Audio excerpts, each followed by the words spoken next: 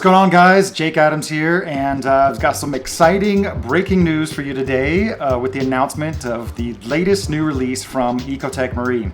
So almost exactly 2 years ago to the day, Ecotech Marine really surprised everyone by announcing some new water pumps, the Vectra M1 and L1 centrifugal return pumps. And Ecotech Marine has been such a pioneer at developing flow pumps for water movement inside the aquarium that the aquarium hobby was really excited when they announced these Vectra pumps because these were also a much more versatile product, where the Vortec pumps were primarily designed for reef tanks and saltwater tanks. These Vectra pumps could be used for anything, and that was just right on the heels of them announcing their new Quiet Drive system.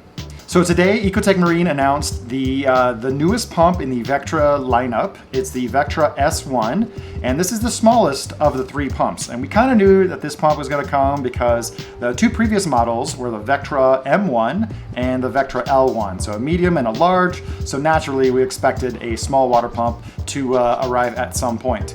So, you might be wondering why it took so long for Ecotech Marine to release the Vectra S1, the smallest in the lineup. And truth be told, they've used the last couple of years and the thousands of pumps that they've put out in the field to learn a lot about making a centrifugal pump, making it better, making some refinements. And so the Vectra M1 and L1 you buy today superficially looks identical to what was offered 2 years ago, but beneath the surface there's a lot of refinements that Ecotech Marine has learned that they've been able to apply to the Vectra S1. Now, I tried to pry the guys for some specifics about what some of these optimizations would be for the small pumps, and got some nonchalant kind of non-answers. But we can assume that basically they've probably optimized the size of the volute, the impeller, the tolerances of the magnet, the build of the magnet.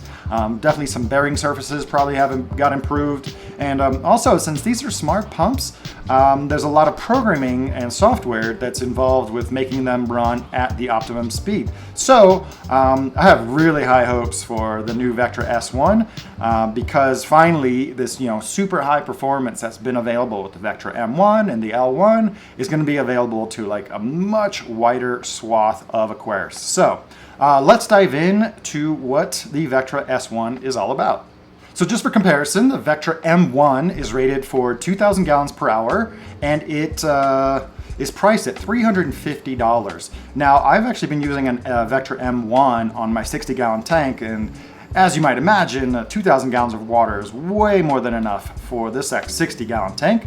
But thankfully, one of the coolest things about these smart return pumps is that you can recalibrate them. What this means is that you can basically set a range for the pump that won't overwhelm your particular system. So I know that, for example, my M1 maxes out at about 20% capacity for the calibration of a 60-gallon aquarium before the water level inside the tank starts to rise, because even the large external overflow cannot accommodate this. So this is where the Vectra S1 is really going to get a chance to shine.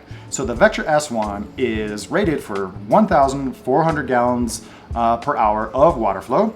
I think that works out to about just a little over 5,000 liters per hour. And it'll consume 55 watts, so again, a power reduction, less heat for your aquarium. And really, really happy that they were able to create a decent gap, a decent price difference between the Vectra M1 and the S1. So the M1 is priced at $350, whereas the S1 is priced at $275. So this is going to be one of the most feature-rich water pumps available to aquarists. And along with that reduced power, reduced output, we also get a reduced footprint, and that's going to matter a whole lot in this day and age where we use a lot of all-in-one aquariums.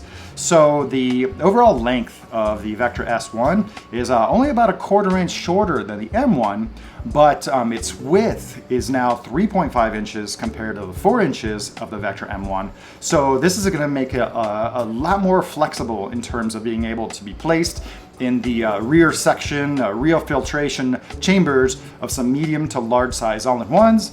And of course, 1400 gallons per hour is going to be plenty enough flow to drive somewhere upwards of right around a 200 gallon reef tank or fish tank, depending on your application. So yeah, the Vectra S1 just announced today. I'm very excited about it.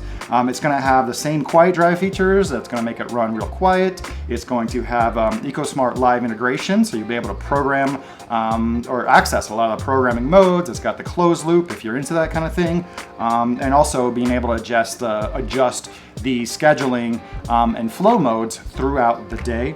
And of course, you'll have some quick access button right there on the quiet drive controller. So, Vectra S1, it took a while to come to market, but I have a lot of faith that Ecotech Marine really used this time to study their existing M1 and L1 Vectra pumps. And the Vectra S1 should start shipping 1st of September. So we should be able to get a sneak peek at MACNA in New Orleans in just a few weeks. And yeah, really excited about this pump. I'll probably be switching out my M1, which is calibrated for really low percentage of its overall output, and replacing it with the S1. Yeah, so yeah, thanks for tuning in. It was very nice to be able to share some breaking news with you, some exciting new products. We're getting close. We can almost feel the end of the summertime, which means the beginning of the reef keeping season, and along with that, a lot of new products. So definitely keep it locked here on Reef Builders Video. Hit that thumbs up button if you liked it. And be sure to subscribe, because once the reef keeping season starts, we're going to be producing a lot more videos, going to be a lot more new products to talk about. So thanks for tuning in. I'll catch you guys on the next one.